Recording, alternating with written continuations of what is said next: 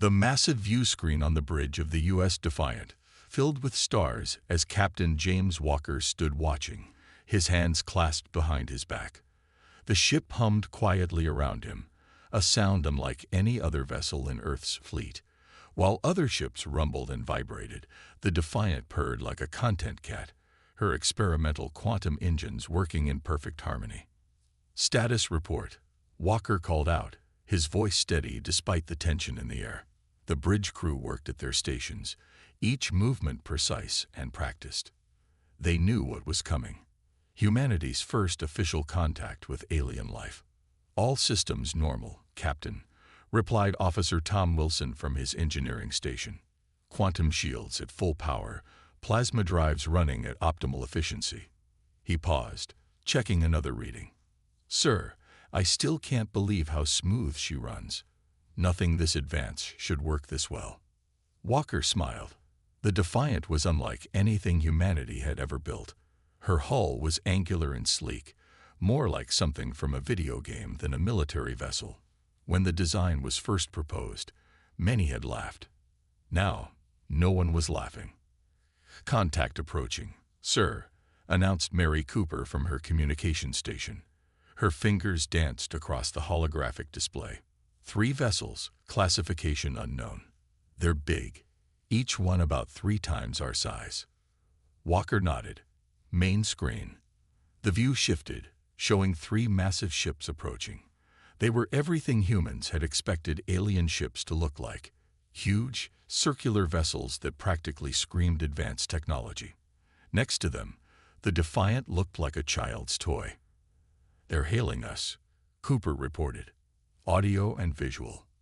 On screen, Walker ordered, straightening his uniform. This was the moment humanity had been preparing for. First contact. Real first contact, not counting the secret that lay behind the Defiant's creation. The screen flickered, and an alien appeared. It looked surprisingly humanoid, though its skin had a slight bluish tint, and its eyes were larger than human norm. It wore what appeared to be a military uniform, though the design was unlike anything on Earth. "Greetings, Earth vessel," the alien spoke, its words automatically translated by the ship's eye. "I am Admiral Dex of the Stellar Confederation. We have been monitoring your civilization's development with great interest." Walker stepped forward. "Welcome, Admiral. I am Captain James Walker of the United Earth ship Defiant. We are honored to make your acquaintance." The alien's expression changed slightly, its eyes narrowing as it studied the bridge behind Walker. "Interesting vessel you have, Captain. Our scans indicate technology that should be beyond your civilization's current capabilities. Would you care to explain?" Walker had been prepared for this question. "The Defiant represents the pinnacle of human innovation, Admiral. She's the result of our best minds working together to push the boundaries of what's possible." "Impossible," another alien voice cut in off-screen. A second figure stepped into view, this one wearing what appeared to be a scientific uniform. "We have monitored your civilization's technological progression. The jump from your other vessels to this one is too great. Someone has aided you. Someone has violated the non-interference protocols." Walker kept his expression neutral, though inside his mind was racing. They hadn't expected the aliens to be quite so direct in their accusations. "I assure you, the Defiant is entirely of human design and construction. We would be happy to provide documentation of her development process." Admiral Dex raised a hand, silencing his colleague. "Perhaps a demonstration would be more convincing. Your vessel's design is unusual, even by our standards. Would you be willing to participate in a small exercise?" "What kind of exercise?" Walker asked, though he already knew where this was going. The crew tensed around him, ready for anything. "A simple demonstration of capabilities," Dex replied smoothly. 3 of our older vessels against your one. Simulated combat, of course. No real weapons fire, just an exchange of targeting data and maneuver tracking. If your ship performs as well as your claims suggest, it would go a long way toward validating your level of advancement." Walker glanced at his crew. They had trained for this, prepared for this moment. The Defiant might look like science fiction, but she was very, very real. We accept your challenge, Admiral. Please transmit the exercise parameters when ready. The alien's expression was unreadable. Excellent. We will begin in 1 Earth hour. And Captain, I look forward to seeing what your vessel can do. The transmission ended, and the bridge was silent for a moment. Then Officer Wilson spoke up from his station. They don't believe we built her ourselves. No, they don't. Walker agreed, turning to face his crew. And they're partially right. We had help, just not the kind they're thinking of. He walked to the center of the bridge, looking at each crew member in turn. The Defiant exists because of human ingenuity, determination, and our ability to learn from the past. What they don't understand is that humanity's greatest strength isn't our technology. It's our ability to take dreams and turn them into reality. Sir, Cooper called out, receiving exercise parameters now. There, sir, these are combat scenarios far beyond anything we've trained for. The timing requirements alone. Walker smiled. Show them on the main screen. The display filled with tactical data, showing complex maneuvers and response patterns that would challenge even the Defiant's advanced systems. Look familiar to anyone? Wilson laughed suddenly. Video games. Sir, these are almost exactly like the combat scenarios from Star Squadron VI. The patterns, the timing, they're gaming scenarios. Exactly. Walker nodded. Because when humanity dreams of space combat, we don't just imagine it. We turn it into entertainment. We practice it. We perfect it. Every kid who ever played a space combat game was unknowingly training for this moment. He turned back to the main screen, watching the 3 alien vessels take up position for the exercise. And that's why we're going to win. Because while they were developing these scenarios as theoretical exercises, we were turning theory into art. 30 minutes until the exercise begins, sir, Cooper announced. Walker sat in his command chair, feeling the subtle hum of the quantum engines through the deck. Run final system checks. I want everything perfect. He smiled slightly. Let's show them that science fiction doesn't always stay fiction, not when humans are involved. The bridge crew turned to their stations, preparations beginning in earnest. Through the view screen, the 3 alien vessels loomed large against the star field. They were impressive, intimidating even. But the Defiant had a secret weapon they couldn't match, the unshakable human belief that anything was possible if you wanted it badly enough. In less than an hour, they would prove that sometimes reality could be even more incredible than fiction. The game was about to begin, and humanity's future hung in the balance. But as Walker watched his crew work, he felt nothing but confidence. The Defiant might look like something out of science fiction, but she was very real. And she was about to show the galaxy exactly what humanity could do. 10 years earlier, Dr. Thomas Reed sat bolt upright in his bed, his heart pounding and his mind racing with equations he didn't fully understand. It was the 3rd night in a row he'd dreamed of strange machines and impossible physics. But these weren't just dreams. They felt like memories. He stumbled to his desk, barely taking time to turn on the light before grabbing his tablet. His fingers flew across the screen, trying to capture the formulas before they faded like morning mist. The numbers didn't make sense. The theories contradicted everything he knew about quantum mechanics. But somehow, deep in his bones, he knew they were right. Computer, display project quantum shield notes, he commanded, his voice rough from sleep. The holographic display lit up, showing his previous work. Side by side with his new equations, patterns began to emerge. Impossible patterns. Beautiful patterns. The next morning, Reed walked into the Advanced Projects Lab at the United Earth Defense Force headquarters, looking like he hadn't slept in days. He hadn't. Other scientists looked up as he passed, then quickly looked away. They'd all heard the rumors. Brilliant Dr. Reed was losing his mind, chasing impossible dreams. Dr. Reed, called out Director Williams, stepping out of his office. A moment of your time. It wasn't really a request. Reed followed the older man into his office, already knowing what was coming. The director's desk was covered with Reed's recent project proposals, each one marked with bright red Reed GECTD stamps. "Tom," Williams said, sitting down heavily, "you're one of our best minds. But these proposals, quantum shields that bend reality, plasma drives that ignore conservation of energy, it's science fiction, not science." Reed placed his tablet on the desk and pulled up his latest equations. "Look at this. Really look at it. The math works. I can prove it works. We just need to think beyond conventional physics."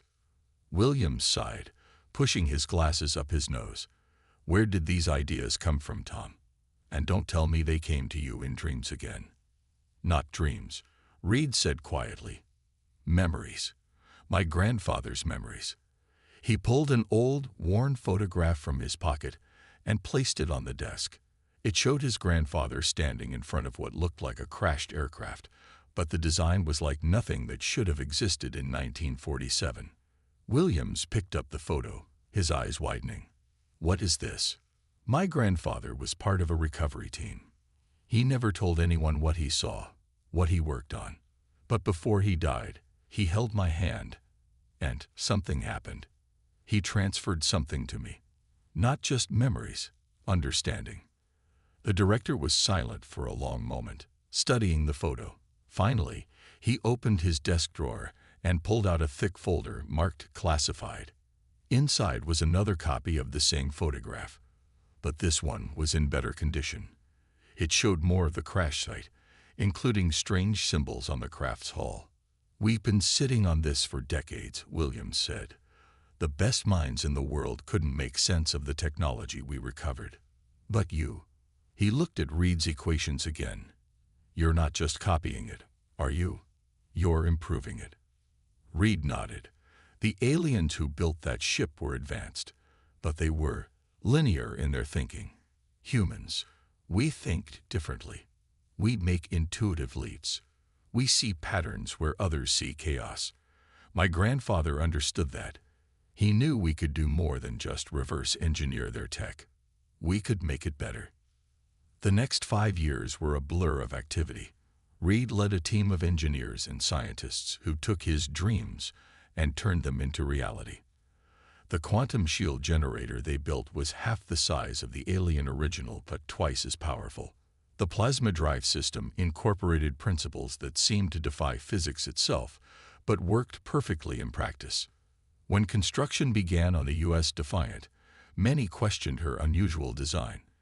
But Reed knew every angle, every curve had a purpose. The ship wasn't just a vessel, it was a statement.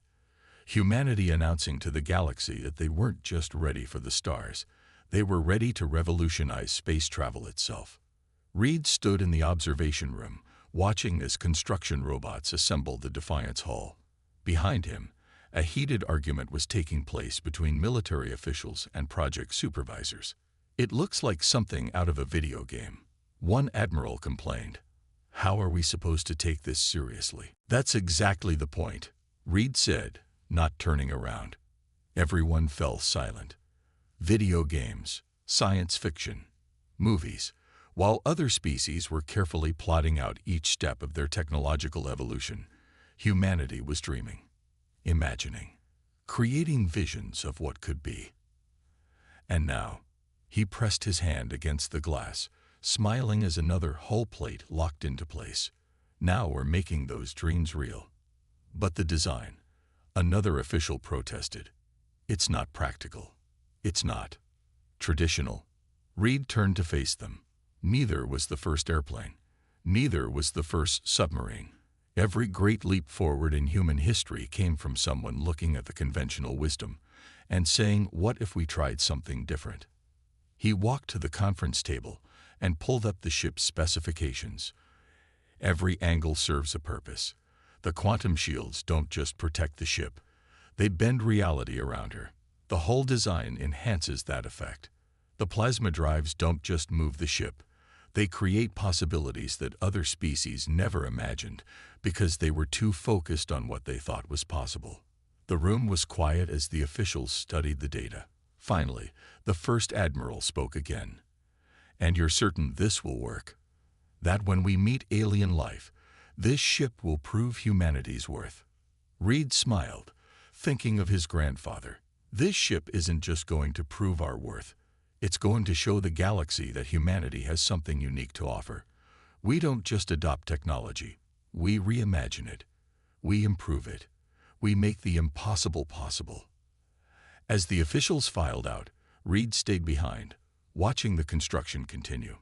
He pulled out his grandfather's old photo and looked at it one more time. "You knew, didn't you?" he whispered. "You knew we'd take what you found and turn it into something amazing." The Defiant's hull gleamed under the construction lights, her unconventional design a testament to human creativity and determination. In a few years, she would meet her first real test, a test that would prove to the galaxy that sometimes the most fantastic dreams could become reality. And when that day came, humanity would be ready to take its place among the stars, not as students of alien technology, but as innovators who could turn science fiction into science fact. Reed touched the photo one last time before putting it away. His grandfather's legacy wasn't just the alien technology he had helped recover.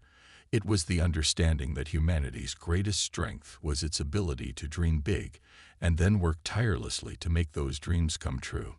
The Defiant wasn't just a warship that looked like science fiction. She was proof that with enough imagination and determination, humanity could make fiction into reality. Admiral Dex stood on the bridge of his command ship, watching the small Earth vessel with growing unease. The Defiant should not exist. Its very presence challenged everything the Stellar Confederation believed about technological progress. Species were supposed to advance in predictable, measurable steps. Yet here was this impossible ship, built by a civilization that had only achieved spaceflight a century ago.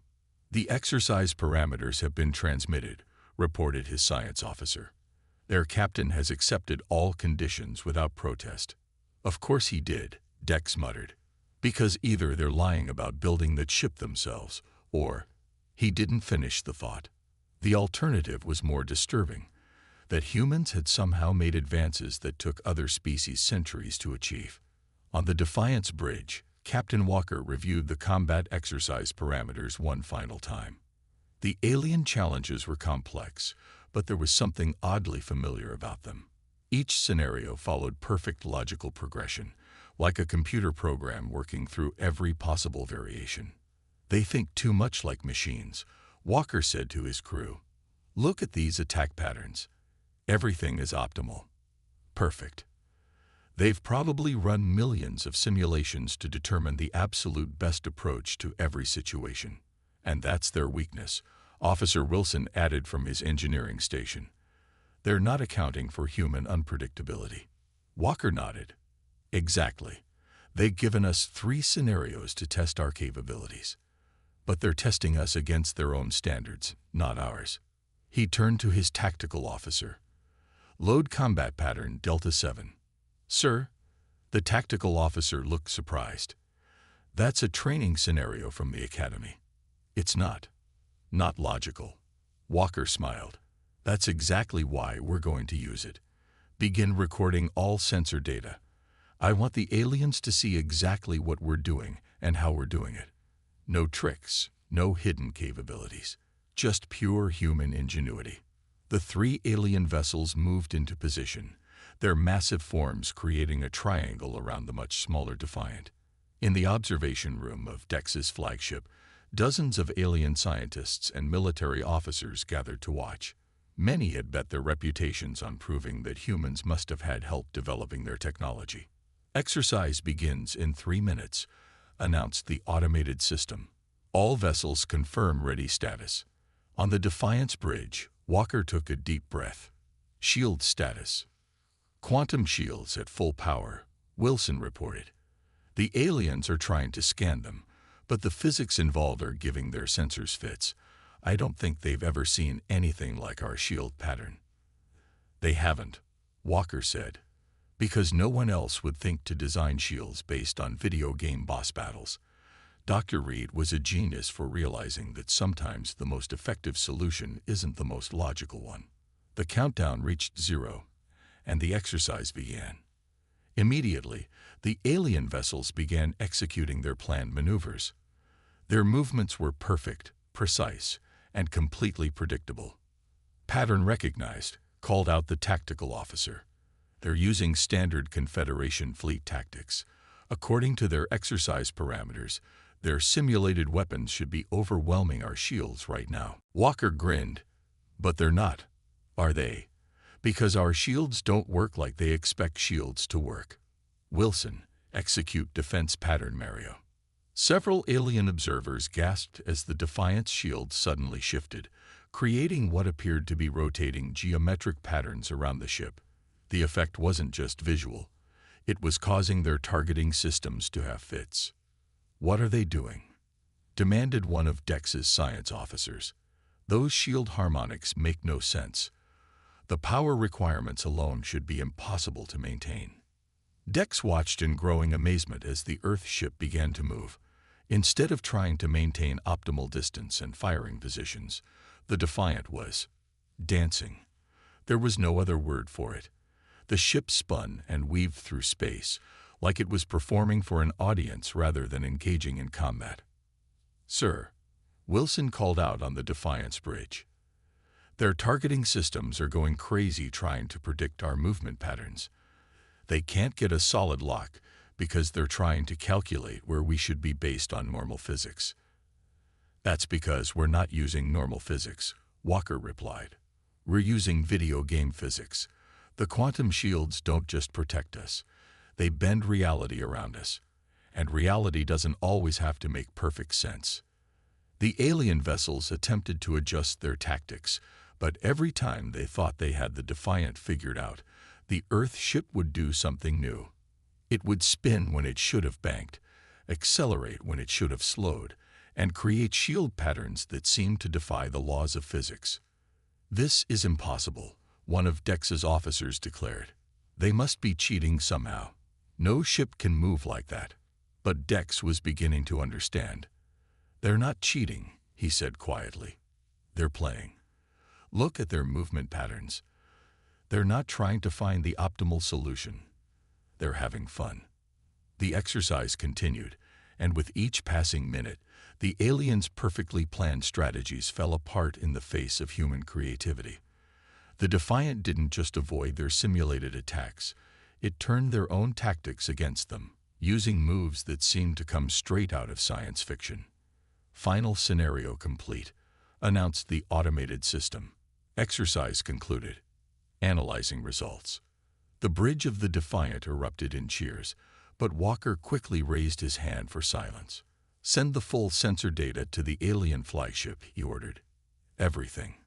Shield harmonics, engine outputs, power distribution. Let them see exactly how we did it." Admiral Dex received the data personally. As he reviewed it, his expression changed from skepticism to surprise to something approaching awe. The humans hadn't just built an advanced ship. They'd completely reimagined how a ship could work. "Sir," his science officer reported, "analysis confirms it. Their technology is real, and it's entirely their own design. In fact, some of these innovations, they're beyond anything in our database. They've taken basic principles and developed them in ways we never considered." Dex nodded slowly. "Because we were too focused on finding the right answer. They were focused on finding new questions." He straightened up. "Prepare for transmission to Earth. I believe we owe Captain Walker and his crew an apology, and perhaps an invitation to teach us a few things about thinking differently." On the Defiant, Walker looked at his crew with pride.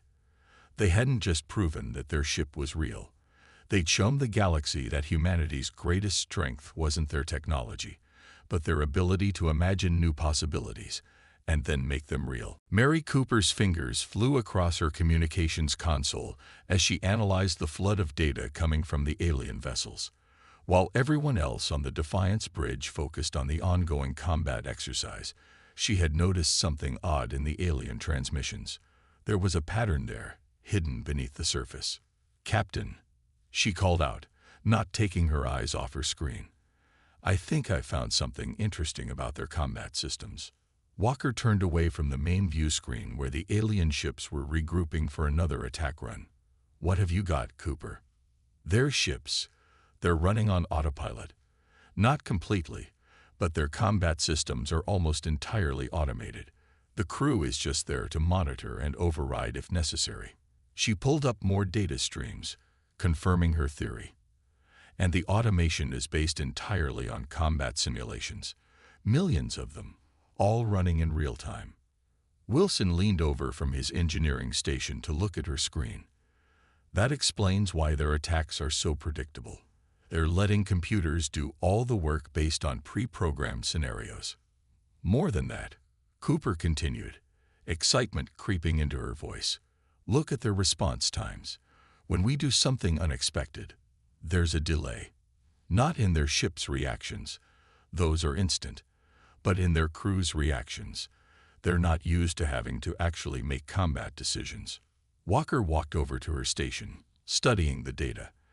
"They've gotten so dependent on their simulations that they don't know how to handle situations their computers haven't predicted." He smiled slowly. "And everything we do is something their computers haven't predicted." The Defiant shook slightly as another simulated attack bounced off their quantum shields. The aliens had adapted their tactics, but they were still trying to fight according to their programmed rules. It was like watching a chess computer try to play against someone who kept changing the rules of the game. "Sir," the tactical officer reported, "they're forming up for another attack run. Pattern suggests they're going to try to surround us again." "Let them," Walker ordered.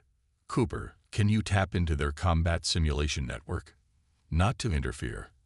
I just want to see what their computers are telling them." Cooper nodded, her hands dancing across the holographic controls. "Already working on it, sir. Their security is good, but it's predictable, like everything else they do." A new display appeared on her screen, showing complex mathematical models and combat predictions. "Got it. Their systems are trying to calculate our next move based on their historical combat data." Walker laughed. "Historical combat data that doesn't include anything like the Defiant. No wonder their predictions keep failing." He turned to Wilson. "How are our shields holding up?" "Better than expected, sir," Wilson replied. "The quantum field is actually getting stronger the more they attack it. Dr. Reed's design is doing exactly what he said it would. It's learning and adapting. The aliens' weapons would probably work great against conventional shields, but against ours," he shrugged. "It's like they're trying to play rock, paper, scissors with someone who keeps inventing new hand signals." On the alien flagship, Admiral Dex was reaching a similar conclusion. His bridge crew watched in growing frustration as their sophisticated combat computers repeatedly failed to predict or counter the Defiant's movements. "Impossible," one of his tactical officers muttered. "Our simulations have covered every possible combat scenario, every possible ship configuration, every possible tactical decision. How can they keep surprising us?" "Because," Dex replied slowly, "their entire approach is based on surprising us. Look at their ship design. It doesn't follow any logical progression of technological development. Look at their tactics. They're not trying to find optimal solutions. They're creating new problems we've never considered."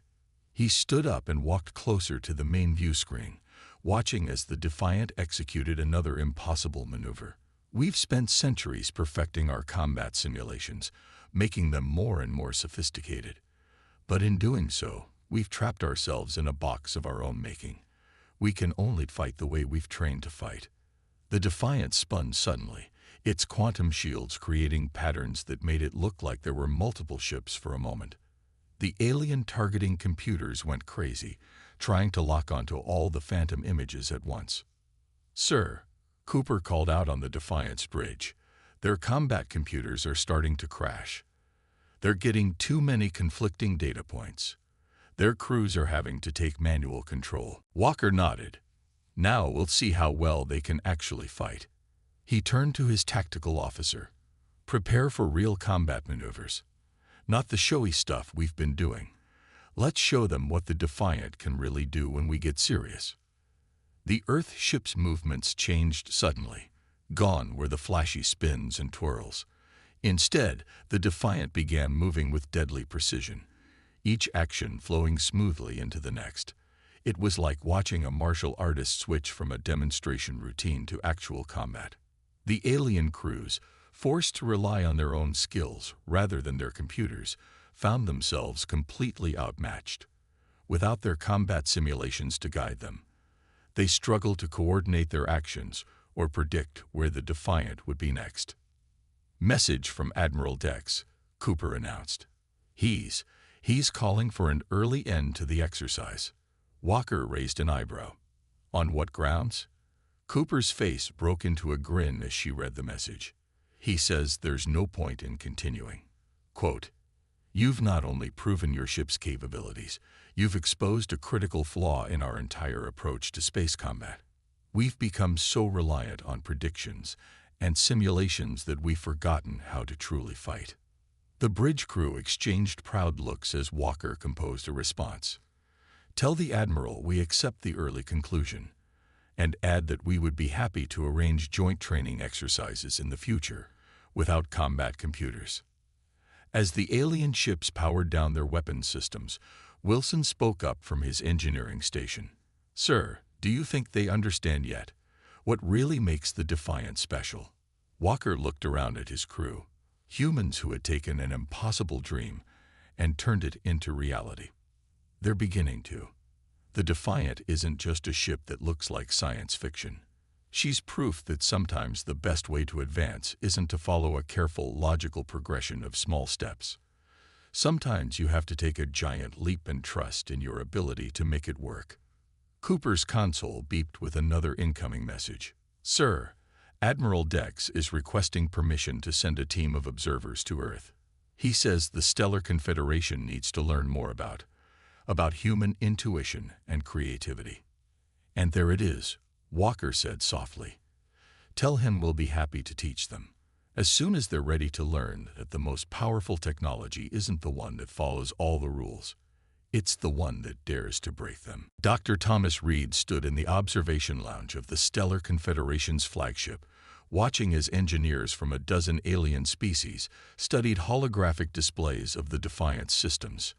2 weeks had passed since the combat exercise, and the aliens still couldn't quite believe what they were seeing. "But the power requirements should be impossible," one alien engineer insisted, pointing at the quantum shield specifications. "The energy needed to bend space-time in this way." "That's because you're thinking about it wrong," Reed explained patiently. "You're trying to force reality to match your calculations. We did it the other way around. We imagined what we wanted to achieve, then figured out how to make reality agree with us." Admiral Dex stood quietly in the corner, watching the exchange. The past 2 weeks had turned everything he thought he knew about technological advancement upside down. Humans didn't just think differently, they dreamed differently. On the Defiance bridge, Captain Walker was having a similar conversation with a group of alien tactical officers. They had requested a demonstration of the ship's combat capabilities without any computer assistance at all. "Your movements during the exercise," one officer asked. "They seemed random, chaotic. But they weren't, were they?" Walker shook his head. "Far from it. Every move was based on decades of human imagination. Video games, movies, books. We've been practicing space combat in our minds long before we ever reached the stars." "But that's not real combat experience," another officer protested. "Isn't it?" Walker smiled. "What is experience except learning what works and what doesn't? While your civilization was running computer simulations, humanity was playing games where we had to think creatively, adapt quickly, and imagine new solutions. We weren't just playing. We were preparing." In the engineering section, Wilson was showing a group of alien technicians how the Defiant's plasma drive system worked. Their expressions ranged from disbelief to awe as he explained the principles behind it. "The system shouldn't be stable," one technician said, shaking his head. "The energy flow patterns are based on the way water moves in a river. Wilson finished. Dr. Reed got the idea watching his grandson play with toy boats. Nature doesn't always follow the most logical path. It finds the path that works. Mary Cooper had perhaps the most interesting task. The aliens had asked her to explain how she had managed to decode their combat computer systems so quickly. She sat at her station, surrounded by curious alien communications officers. "Your security was perfect by your standards," she explained. But that was the problem. It was too perfect, too predictable.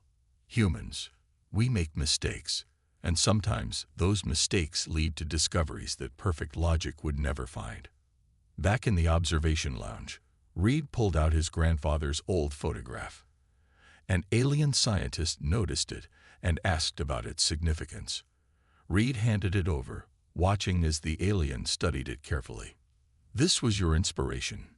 the alien asked. "A crashed ship from your past?" "Not exactly," Reed replied. "The ship gave us some basic principles, yes, but the real inspiration came from my grandfather's understanding that humanity's greatest strength isn't our ability to copy technology. It's our ability to reimagine it."